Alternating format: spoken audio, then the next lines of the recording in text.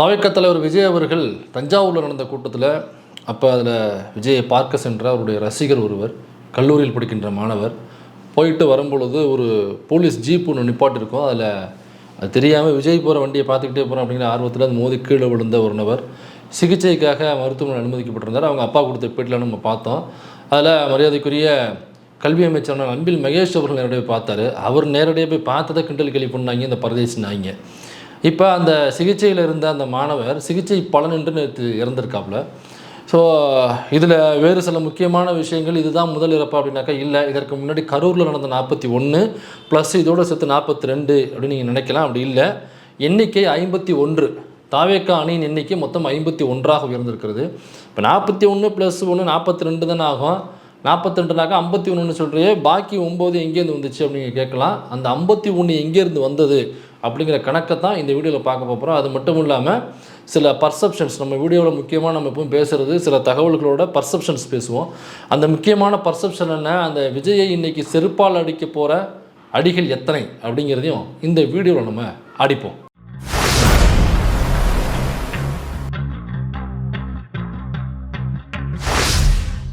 தஞ்சாவூரில் நடந்த கூட்டம். அந்த தஞ்சாவூரில் நடந்த கூட்டத்தில் ஒரு பையன், பார்க்க போன பையன், திரும்ப வரும்பொழுது விஜயோட வண்டி அந்த பக்கம் வந்துக்கிட்டே இருக்கும்.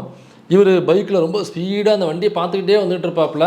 எதிர்த்தாப்பில் இருக்கிற போலீஸ் வேனை நிற்கிறது தெரியாமல் அந்த வேனில் கொண்டு போய் மோதி மல்லாக்க அப்படியே திரள விழுந்தவர் அடிபட்டு ஐசியூவில் அனுமதிக்கப்பட்டிருந்தார். அப்போ ஐசியூவில் அனுமதிக்கப்பட்டிருக்கும் பொழுது அவங்க அப்பா கூட பேட்டி கொடுத்தார். அந்த பையனுடைய அப்பா கூட அந்த பேட்டி கொடுத்தாங்க. சாதாரண ஒரு பால் வியாபாரி, ஊரில் ஒரு சாதாரண ஒரு பால் வியாபாரினாக்கா என்ன வருமானம் வரும் அப்படிங்கிறது கிராமத்தில் உள்ளவங்களுக்கு நல்லாவே தெரியும். ரொம்ப சொற்பமான வருமானம் தான் இருக்கும்.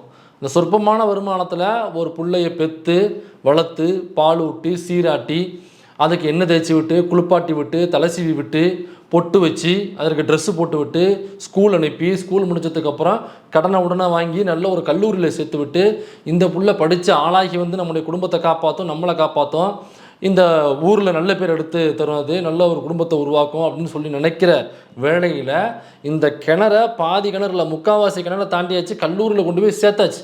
கல்லூரியில் கொண்டு போய் சேர்த்து ஒரு 2-3 வருஷத்தில் கல்லூரியை முடித்தானாக்கா அடுத்து மேல் படிப்பு படிக்கலாம் அல்லது வேலைக்கு போக போகிறான்.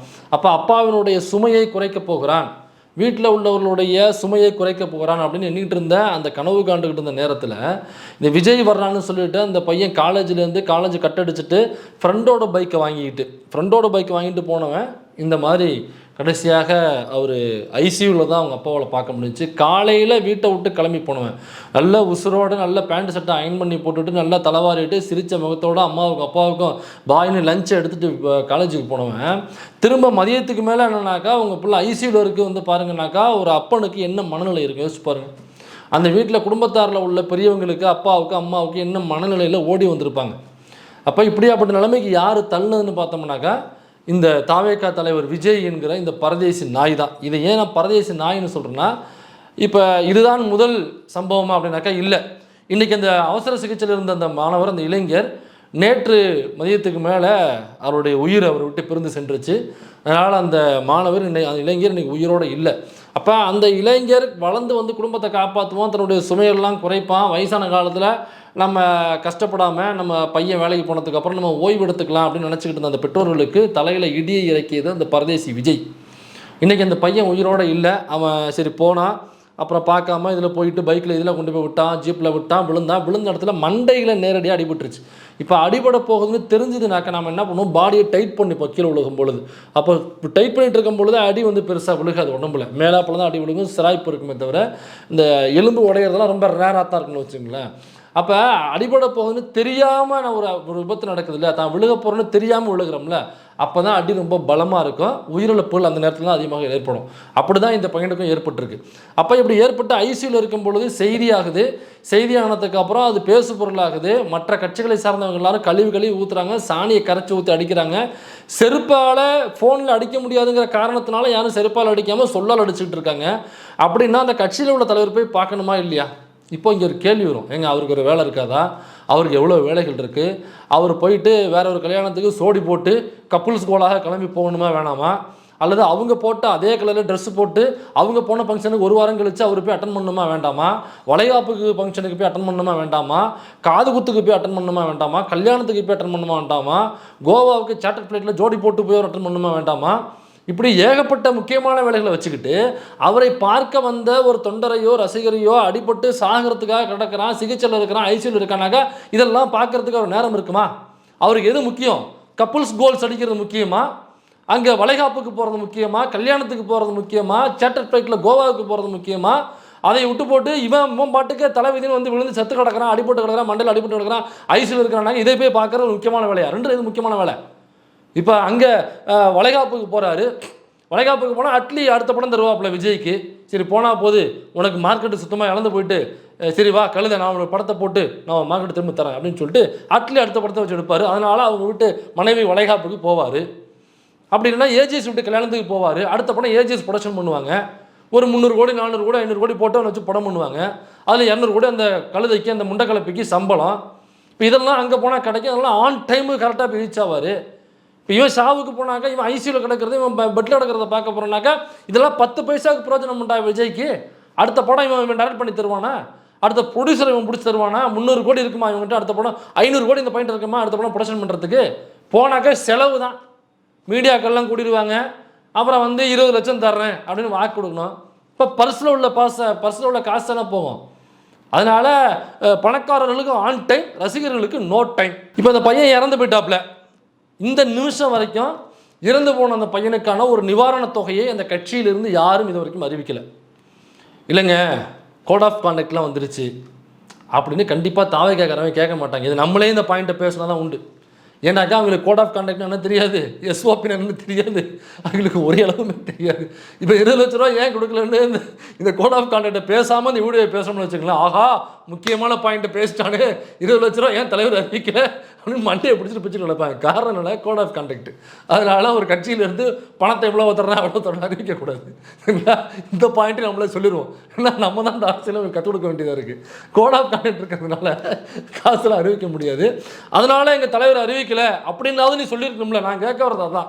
நான் கேட்கறதுக்கு முன்னாடியே இப்படிலாம் கேட்பானுங்கன்னு சொல்லிட்டு எங்கள் தலைவர் ஏன் இன்னும் நிவாரணத்தை அறிவிக்கவில்லை என்றால், நீங்கள் எல்லாம், அதாவது வாக்காளர்கள் எல்லாம் தவறாக நினைத்துக் கொள்ளக்கூடாது. கோட் ஆஃப் கான்டக்ட் இருக்கிறதுனால எங்கள் தலைவர் எலெக்ஷன் முடிஞ்சதுக்கப்புறம் கண்டிப்பாக எலெக்ஷன் முடிஞ்ச மறுநாளே, இந்த கோட் ஆஃப் கான்டக்ட் என்னைக்கு முடியுதோ அன்னைக்கு மறுநாள் அதே 20 லட்சம் ரூபாய் எங்கள் தலைவர் கொண்டு போய் அவன் குடும்பத்தில் கொடுத்துட்டு வருவார், அல்லது எங்கள் தலைவரின் சார்பாக அவருடைய அக்கௌண்ட்டில் 20 லட்சம் ரூபாய் ஏறும் அப்படின்னு வாக்குறுதி கொடுக்கறதுக்கு அந்த கட்சியில் எந்த பயலுக்காவது தில்லு, தெம்பு, திராணி, முதுகெலும்பு, மானம், ரோசம், வெக்கம் ஏதாவது ஒன்றாவது இருக்கா? ஆதரவுனா நான் சொல்லியிருக்கணுமா வேண்டாமா? கோட் ஆஃப் கான்டக்டருக்கு எங்களால் அதை அறிவிக்க முடியாது, என்ன அறிவிக்கிறோம், எப்போ தர்றோம் அப்படிங்கிறத நாங்கள் எலெக்ஷன் முடிஞ்சதுக்கப்புறம், இந்த கோட் ஆஃப் கான்டக்ட் முடிஞ்சதுக்கப்புறம் கண்டிப்பாக உங்களுக்கு தெரிவிப்போம் அப்படின்னு ஆதரவுனா இது வரைக்கும் ஒரு ட்வீட் கூட போடலையே. விஜயோடைய ட்விட்டர் ஹேண்ட்லேருந்து, டிவிகே ட்விட்டர் ஹேண்ட்லேருந்து இன்ன வரைக்கும் ஒரு ட்வீட் கூட வரலையே. புசியானந்த ட்விட்டர் ஹேண்ட்லேருந்து ஒன்று கூட வரலையே. லூஸ் மோகன் ஒன்று கூட சொல்லலையே.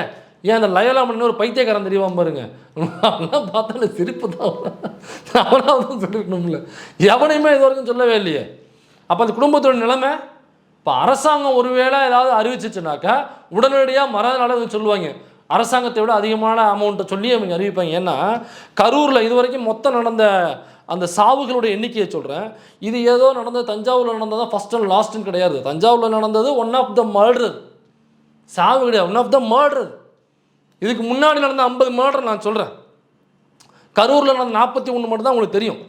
விக்கிரவாண்டியில் நடந்துச்சுல ஒரு கூட்டம், முதல் கூட்டம் விக்கிரவாண்டியில் 5 மர்டர். நோட்டையும் பேனாவும் எடுத்துக்கங்க, சொல்ல எழுதிட்டே வாங்க. விக்கிரவாண்டி 5, மதுரை 3, கரூர் 41, தஞ்சாவூர் 1, அதுக்கு முன்னாடி சேலம் 1, மொத்தம் 51. கணக்கு எழுதுனீங்களா? கூட்டி கழிச்சு பாருங்கள், 51 கரெக்டாக வருதா? ஏதோ இந்த கோட் ஆஃப் கான்டக்ட் வந்ததுனால தப்பிச்சோம். அப்படி இல்லைனாக்கா இன்னும் 4 கூட்டம் போகிறோன்னா 51 61 ஆக்கி விட்ருப்பான். நல்ல வேளை கரூரில் 41ஓட போச்சுன்னு சந்தோஷப்பட்டுக்கணும். ஏன்னா அந்த இடத்துல நேராக நான் போயிட்டு வந்தேன். அவங்க பர்மிஷன் கேட்ட இடம் இருக்குது பாருங்கள், மோசமான இடம் அது. அந்த ரவுண்டானா இருக்கும், ரவுண்டானுக்கு பக்கத்துலேயே பெட்ரோல் பங்கு. இந்த பக்கம் போனீங்கன்னா பெரிய ஆறு, அதில் சின்ன பாலம், ஆழமான பாலம் அது. இந்த பக்கம் போனீங்கன்னாக்கா ரொம்ப சின்ன குறுகிய சந்து. அங்கே நின்று ஒரே ஒரு தீக்குச்சி கொளுத்தி அந்த பெட்ரோல் பங்கில் போட்டாங்க, முடிஞ்சு போச்சு. நம்ம வடிவேலு 6 படம் வடிவேலு காமெடி வரும் பாருங்க, 6 படமாக வேலு படத்தில் உள்ள வடிவேலு காமெடி, அந்த ஒரு டீ கடை 10 கிட்ட எரியும் பாருங்க. இம்புட்டுக்காண்டு காக்கா பீ போனதுக்கு ஏன்டா இவ்வளோ பெரிய கலவரமாக்கிட்டு ஓடுவார்ல, அந்த மாதிரி மிகப்பெரிய ஃபயர் ஆகி ஒட்டுமொத்தமாக 41ங்கிறது 401 மாதிரி இருக்கும். அப்படி ஏதாவது ஒன்று கசம்சாகி இப்படி தெரிச்சு ஓடுறாங்க ஸ்டாம்பிட் ஆகி அப்படின்னாங்க, நீ ஓடவே முடியாது. பாலத்துலேருந்து திப்பு திப்பு திப்பு திப்பு திப்புன்னு கீழே தான் குதிக்கணும். அந்த ஜாம்பிஸ் குதிக்கும் பாருங்க, அந்த மாதிரி கீழே தான் குதிக்கணும். கீழே குதிச்சாக்கா உயிர் தப்பாது, உயிர் அங்கிட்டே. இப்போ நான் நேரடியாக போய் வீடியோ எடுத்து போட்டிருக்கேன் நம்ம யூடியூப் வீடியோஸில். அந்த இடம் எவ்வளவு சிக்கலான, அந்த இடத்துல பர்மிஷன் கேட்டிருக்காங்கன்னு சொல்லிட்டு அந்த இடத்துல இருந்தே நான் விரிவாக போட்டிருக்கேன். நான் ஏதோ இவங்களுக்கு திமுக கூட்டணிக்கு ஆதரவாக பேசுகிறேன் அப்படிங்கிறதுக்காக வாலண்டராக அவர்கள் மீது அவதூறு பொய்யை பரப்பணுங்கிற அவசியம் மசுரானு கிடையாது. உண்மையை சொல்லிட்டு போனாலே போதும் இவங்களுக்கு. அதனால் இந்த வீடியோ வேணால் அடுத்து பார்த்துக்குங்க. அப்போ ஏதோ சரி அங்கே போட்டதுனால 41 போயிடுச்சு சந்தோஷப்பட வேண்டிய, 41 உசுறு போனதுக்கு சந்தோஷப்பட வச்சுட்டாங்கன்னா பார்த்துங்க இவன் எவ்வளோ பெரிய கொலகார பாவங்களா இருப்பாங்கன்ட்டு. அப்போ மொத்தம் 51 உசுறு. இதில் கரூரில் 41 உசுறு போணுச்சு பார்த்தீங்களா. இப்போ கரூரில் போன 41 உசுருக்கு 20 லட்சம் ரூபா ஒரு உயிருக்குன்னு இவங்க சொன்னாங்க, யார் தாவே கேட்குறவங்க. இப்போ அது எப்போ அறிவிச்சாங்கன்னா உண்மையிலேயே 41 உசுறு போயிருச்சு, அதனால் அவர்கள் மீது உண்மையிலேயே அன்பு கொண்டு பண்பு கொண்டு பாசம் கொண்டு கருணை கொண்டு தெரிவிச்சிருக்காங்கனாக்கா இல்லை. அப்படி உண்மையிலேயே வந்தவங்க செத்து போயிட்டாங்க நம்ம கூட்டத்துக்கு, அப்போ நம்ம தானே வந்து அதுக்கு பொறுப்பெடுத்துக்கணும். அப்போ நிவாரணமாக முதல்ல கொடுக்குறதுனா அவங்களுடைய ஏதோ ஒரு வகையில் ஒரு உதவியாக இருக்கும், அதுக்கப்புறம் நம்ம மற்றதை பார்த்துக்கலாம்னு சொல்லிட்டு நிவாரணத் தொகையை உடனடியாக அறிவிச்சாங்கனாக்கா இல்லை. அப்படி உண்மையிலேயே நிவாரணத் தொகையை நாங்கள் அந்த மக்கள் மீது கொண்ட அன்புனாலும் அந்த பண்புனாலும் பாசத்தினாலும் தானே அறிவித்தோம் அப்படின்னாக்கா, அப்போ கரூருக்கு முன்னாடி விக்கிரவாண்டியில் 5 பேர் செத்தாங்கல்ல, அவங்களுக்கு நீங்கள் எவ்வளவு நிவாரணத் தொகை அறிவிச்சிங்க? ஒத்த ரூபா கூட இல்லை. அந்த விக்கிரவாண்டிக்கு போன, அந்த விக்கிரவாண்டி கூட்டத்துக்கு போன அந்த கட்சியினுடைய தாவேகா கட்சியினுடைய நிர்வாகிகள், அந்த மாவட்ட நிர்வாகிகள் 2 பேர் செத்து போயிட்டாங்க. அந்த 2 பேர் செத்து போனதுக்கு எந்த நேராக நிவாரணத்தை விடுங்க, நேராக போய் பார்த்து ஒரு ஆறுதல் சொல்லிட்டு வரணுமா? ஒரு கட்சியில் புதுசாக வர்ற கட்சியும் கூடாது, நிர்வாகி மாவட்ட நிர்வாகி இறந்து போகிறான்னாக்கா அந்த கட்சியோட தலைவர் சரி விடுங்க, அவன் சரி இந்த வீடுன்னா அந்த வீடுன்றப்பான், அவருக்கு வந்து கோவாவுக்கு போகிறதுக்கு, அப்புறம் கீர்த்தி சுரேஷ் வீட்டு பொங்கலுக்கு போகிறதுக்கு, அப்புறம் அட்லி வீட்டு வளகாப்புக்கு போகிறதுக்கு, ஏஜிஎஸ் வீட்டு கல்யாணத்துக்கு போகிறதா ஒரு நேரம் இருக்குமே தவிர தொண்டை வீட்டுக்கு போகிறதுக்கு நேரம் இருக்காது. ஏன் புசியானந்த் என்ன அப்படின்னா அறுத்து தள்ளுறாப்புல புசியானந்த், ஏன் சில்பா குமார் என்ன அப்படின்னா பிடுங்கிட்டு இருக்காப்புல அவரு, ஏன் லூஸ் மகன் இருக்கானே அவன் என்ன மைத்தை பிடுங்கிட்டு இருக்கான்? யார் மைத்தை பிடுங்கிட்டு இருக்கான்? அவன் இந்த லயோலா அவன் சுற்றிட்டு இருக்கானே அவன் என்ன பண்ணிட்டு இருக்கான்? அவன் எங்கே போய் பிடுங்கிட்டு இருக்கான்? என்னத்தை அறுத்து குமிச்சுக்கிட்டு இருக்கான் அவன்? இந்த 2ஆம் கட்ட நிர்வாகிகள் எவனாவது அவங்க போயிருக்கணும்ல, மாவட்ட நிர்வாகிகள் வீட்டு போயிட்டு தலைவரால் வர முடியல, கோச்சிக்காதீங்க, இந்த உதவித்தொகை இப்போதைக்கு நிவாரண தொகையை வச்சுக்கோங்க, ஆக வேண்டியதை பாருங்கள் நாங்கள் கூட இருக்கோம், நீங்கள் இது கவலைப்படாதீங்க, கட்சி உங்களுக்கு கடைசி வரைக்கும் துணைன்னு இருக்கும், ஏதோ 2 வார்த்தை சொன்னாக்கா அவங்களுக்கு எவ்வளோ பெரிய ஆறுதலாக இருக்கும். அந்த நேரத்தில் தேவை, அந்த உசுறு போன அந்த நேரத்தில் தேவை, முதல்ல தேவை ஆறுதல், 2வது நிவாரணம், அதுக்கப்புறமா தான் நீதி, மற்றதெல்லாம் குற்றச்சாட்டோ அல்லது கைதோ அடுத்ததான். அதுக்கப்புறமா முதல்ல ஆறுதல் நிவாரணம் தான் முதல்ல தேவைங்க. நீங்கள் யாராவது போனீங்களா? அவங்க இறந்து போனவருடைய அம்மா பேட்டி கொடுத்துருக்காங்க, கேளுங்க. விஜய் கலையோட அம்மாயா, என் பையன் ரசிகராக இருந்தான், விஜய் மேலே ரசிகராக இருந்தான், இப்படி மாநாடு போவேல இறந்துட்டான். இப்படி அநியாயமா என்னையும் அவங்க அப்பாவையும் என் பேர பிள்ளை அவன் தான் படிப்பு செலவு மருத்துவ செலவுலாம் பார்த்தான். இப்போ ஒரு இது இல்லாமல் நான் நடு ரோட்டில் உட்காந்துருக்கேன், என் பிள்ளை இல்லாமல். விஜய்னு உயிரை விடுவான், ரசிகர்லாம் அப்படி சேர்ப்பான், வேற காசு வீட்டுக்காக செலவு பண்ணாட்டி கூட ரசிகர்கள் தான் செலவு பண்ணி சேர்த்தா ஆளு விஜய்னு. உள்ள என்ன அழுவ முடியல என்னால. இதே 27ஆம் தேதி இன்னைக்கெல்லாம் பணமா வர்றாய் கிடக்குறாயா, அப்படி போனாயா மாநாட்டுக்கு, விஜயோட அண்ணன்ட்டு என் முள்ளத்துக்கு போயிட்டாயா, எங்களுக்கு ஒரு வழி பண்ணுங்க, கரூருக்கு போட்ட மாதிரி எங்களுக்கு பண்ணுங்க. இப்போ கரூரில் இறந்து போனவங்களுக்கு உண்மையிலேயே அன்பு பண்பு பாசம் கொண்டு நாங்கள் ரொம்ப அக்கறை கொண்டு தான் காசு கொடுத்தோம்னாக்கா, விக்கிரவாண்டியில் இறந்த 5 பேருக்கு ஏன் ஒத்த ரூபா கூட கொடுக்கல? மாவட்ட நிர்வாகிகளுக்கு எதுவும் போகலையே, மற்றவர்களுக்கு 5 பேருக்கு எதுவும் ஒத்த பைசாவோட போகலையே. விக்கிரவாண்டிக்கு அப்புறம் மதுரையில் 3 பேர் கூட்டத்தில் மூச்சு திணறி இறந்து போனவங்க 3 பேருக்கு என்ன நிவாரணம் கொடுத்தீங்க? நேராக போய் பார்த்தீங்களா?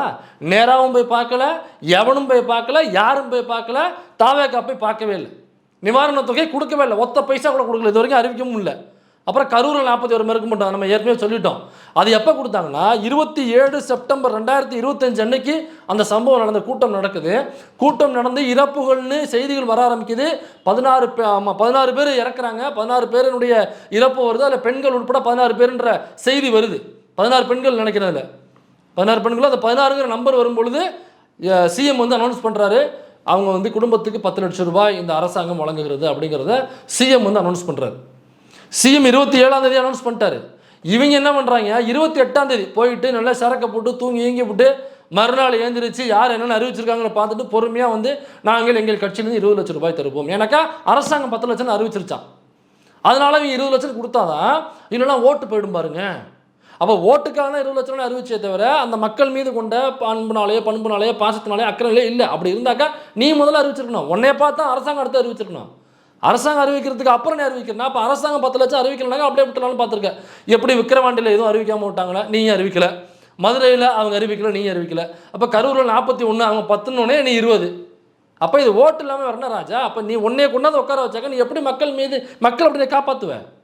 சரி, சேலத்தில் ஒருத்தவன் இறந்து போனானே, சேலத்தில் ஒரு மூச்சு திணறி ஒருத்தர் இறந்து போகிறார். சரிங்களா? இறந்து போன என்னன்னு சொல்கிறாங்க, அந்த சிடிஆர் நிர்மல்குமார் வரான். நிர்மல்குமார் வந்து இல்லை அவருக்கு வந்து ஏற்கனவே உடல்நிலை சரியில்லை, அவர் உடல்நிலை சரியில்லாத நபர், அந்த உடல்நிலை சரியில்லாமல் இருந்ததுனால செத்து போனாப்ல அப்படின்னு ஒரு பொய்யை சொல்கிறான். அதை நீங்களே கேளுங்க.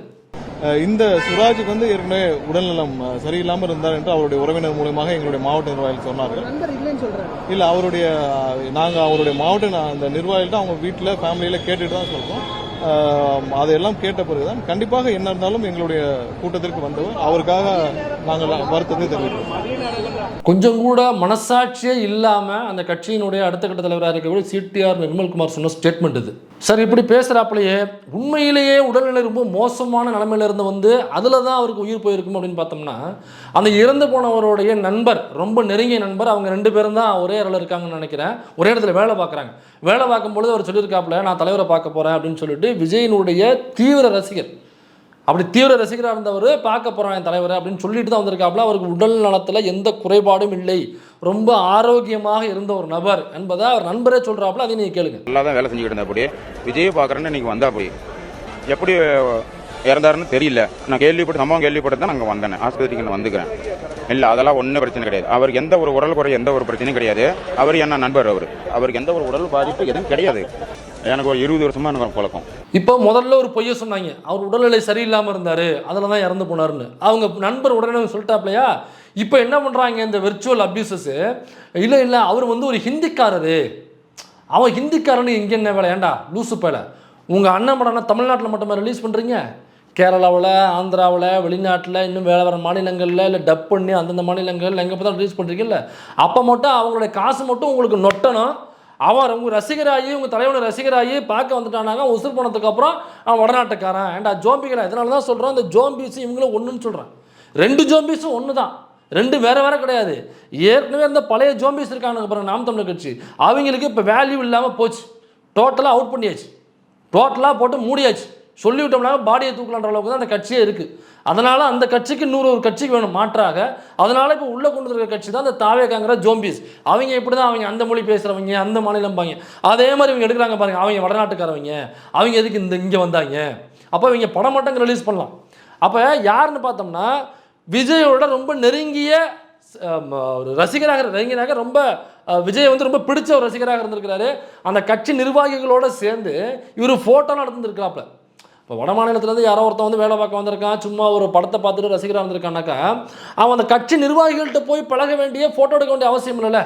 அவனுக்கு ஏதோ விஜய் மட்டும் தான் தெரிஞ்சிருக்கும், அவன் ரசிகராக பார்த்துருந்தா.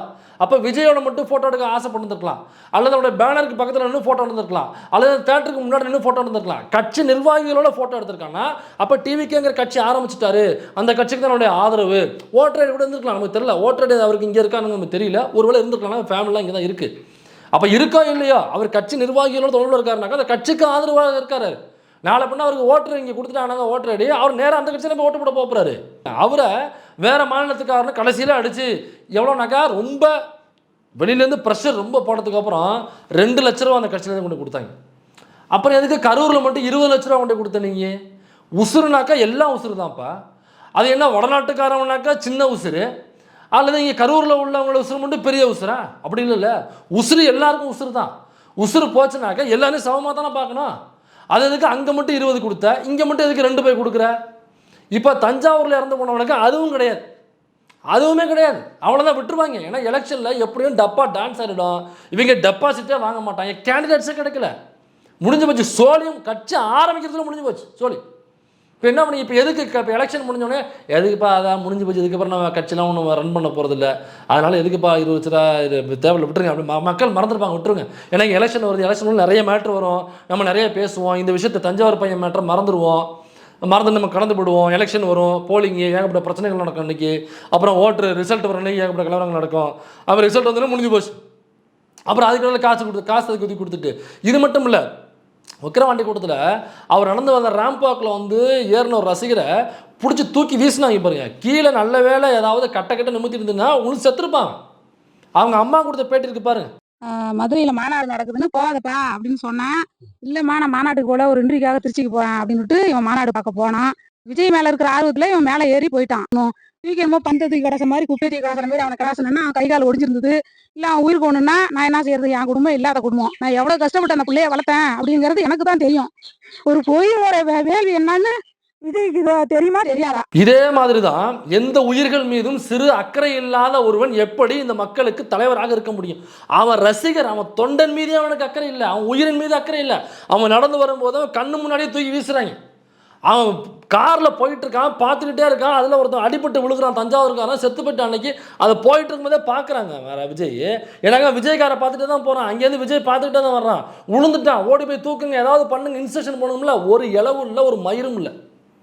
கண்ணுக்கு எதிராக நடக்குது. இவன் கண்ணுக்கு எதிராக கரூரில் நடக்கும்பொழுது கண்ணுக்கு எதிராக மயங்கி விழுகிறாங்க, சாகுறாங்க, தண்ணி இல்லைன்னு கத்துறாங்க. நம்ம எவாக்குவேட் பண்ணி ஆகணும்னு சொல்லிட்டு ஆதவர்ஜன் வந்து சொல்கிறான். அந்த இவர் அங்கே உள்ள அவருடைய பாதுகாவலர் சொல்கிறாரு, ஹிந்தியில் சொல்கிறாரு, 5 நிமிஷத்தில் நம்ம காலியாக பார்க்கணும்னு அவர் சொல்கிறாரு. அப்போ நிலைமை சரியில்லைன்னு சொல்கிறாங்க. ஒரு தலைவனாக்கா நின்று காப்பாற்றணும்ல, அல்லது வழிவகை செய்யணும்ல, அல்லது சொல்லி எப்போ பின்னாடி போங்க, ஹியூமன்ஸ் எல்லாம் போடாதீங்க, நம்ம கட்சிக்காரவங்க, நம்ம ரசிகர்கள், அவரை ஃப்ரீயாக விடுங்க, எல்லாரும் அப்படியே ஸ்டெப் பேக் பண்ணுங்க, எங்கெங்கே வழி இருக்கோ அங்கங்கே ஸ்டெப் பேக் பண்ணி கொஞ்சம் உள்ளே போங்க, ஏதாவது இன்ஸ்ட்ரக்ட் பண்ணி அந்த கூட்டத்தில் உள்ள உசுர்களை காப்பாற்றுறவங்க இப்போ தலைவனாக இருக்க முடியும். தெரிச்சு ஓடுறவன், பயந்தாங்குழியாக ஓடுறவன் எப்படி தலைவனாக இருக்க முடியும்?